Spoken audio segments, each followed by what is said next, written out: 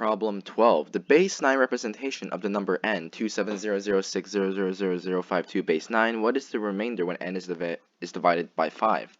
So this is a simple modular arithmetic question, because when you're trying to find remainders, that should be a red flag for modular arithmetic. So let's do modular arithmetic. And it's much better than it sounds. So we have 27006000052 base 9. To turn this into a base 10 number, we simply have to multiply it out based on the power of its digit. So this is, for example, 2 is 9 to the 0. This spot is 9 to the 1. This is 9 to the 2. And you see where this is going. So 3, 4, 5. So this would be 9 to the 6, 7, 8.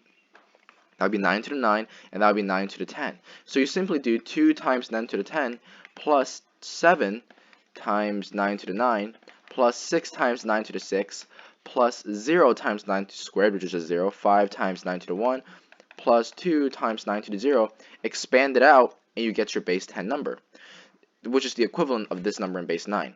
Now, given this number, how do you know what is the remainder when you divide it by 5? Well, if you divide it by 5, that means I divide every single one of these terms by 5. Right?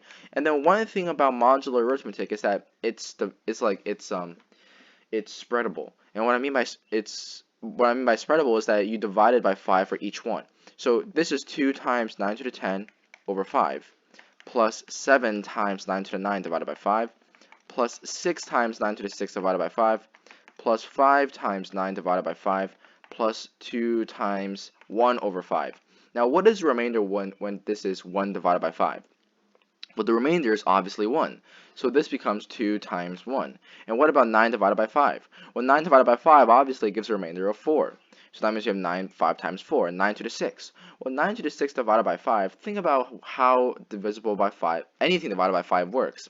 Let's say I have 133 divided by 5.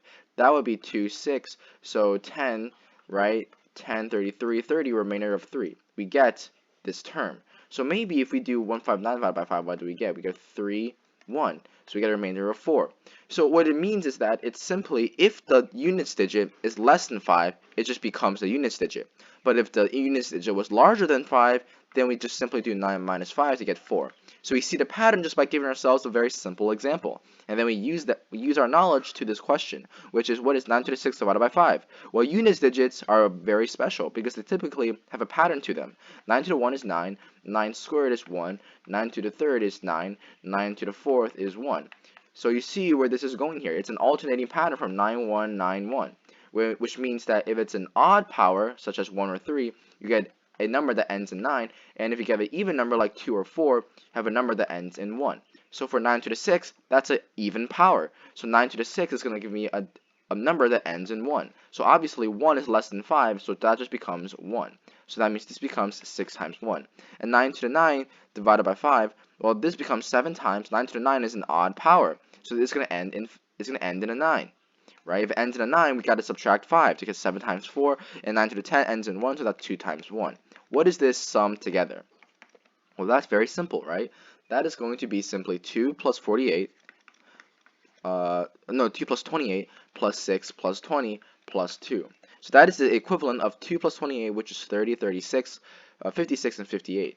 So that is 58, but we still have to divide this out by 5, because remember, we have to take all the way down to the final remainder. So what is this divided by 5 the remainder of? Well, that is going to be simply 8 minus 5, which is equal to 3. So your final answer must be 3. So your final answer must be answer choice D.